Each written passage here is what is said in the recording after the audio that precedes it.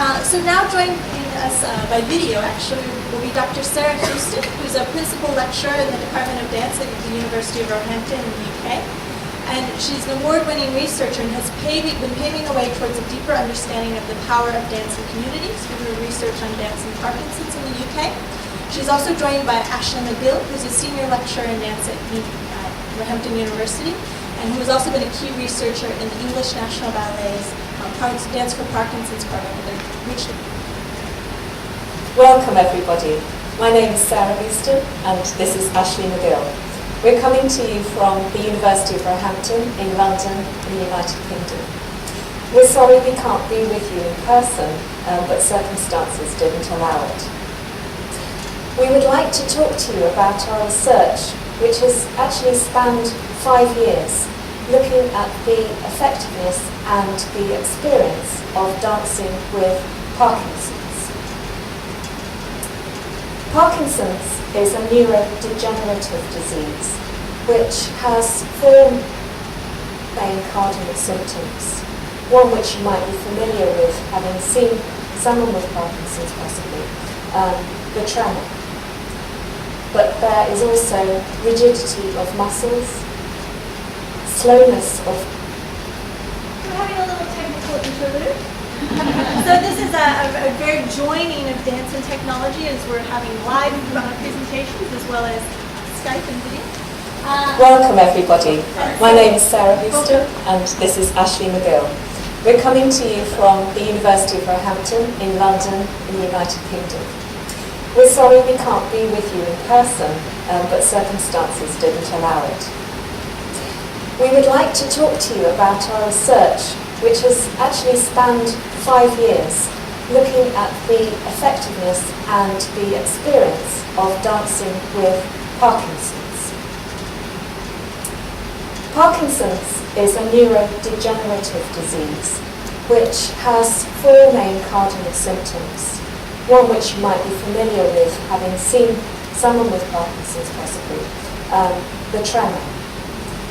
But there is also rigidity of muscles, slowness of movement, and postural instability.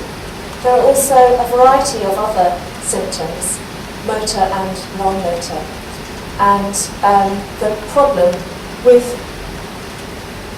the accumulation of so many symptoms is that often this leads to social isolation and depression. There is actually no cure for Parkinson's yet. Qualitative and quantitative data. We also want this framework to have a person-centered approach, be underpinned by this person-centered approach, so that the person experiencing the dancing is not neglected, but rather them and their personal contextual factors are included in that analysis. And what seems to work quite well for this aim is the World Health Organization's International Classification of Functioning Disability and Health, the ICF for short. The ICF is a classification of health and health-related domains that help to address impairments to body functions and structure, to activities of daily living, so what a participant could do in their normal environment, walking, eating, bathing, that kind of thing, and participation in society, in life situations. So this is what we're concerned with, change on all of these 3 domains, but also including environmental and personal contextual factors within that may influence all of those domains addressed above. So I mentioned earlier that our research has spanned 5 years. The research is in 2 parts. The first phase of research was from 2010 to 2011, if you like, pilot. And we looked at dancing with Parkinson's, specifically focused on the class that English National Ballet run in London.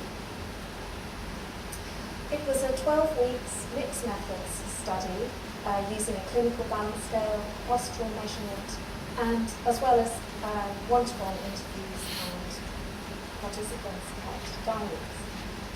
The findings are published in the Journal for Arts and Health and also in a report that we wrote for English National Ballet. The results echoed the positive results seen in other Dance for Parkinson's studies, and with improvements in balance and stability. The project also highlighted the communal and individual motivation to dance, which was strong. The second phase of research started in 2011 and the fieldwork went on to 2014. We are currently writing up the results. It was a 3-year mixed methods study, and we'd like now to go through the methods with you. There's quite a few of them.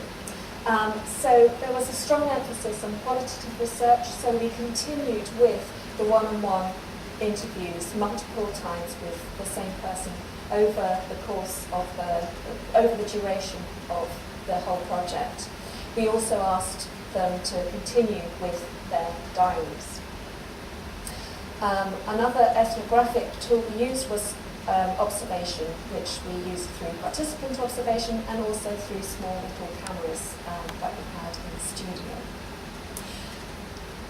Other than that, we also had asked people to complete simple tasks to measure physiological state, which Ashley will go into in a minute.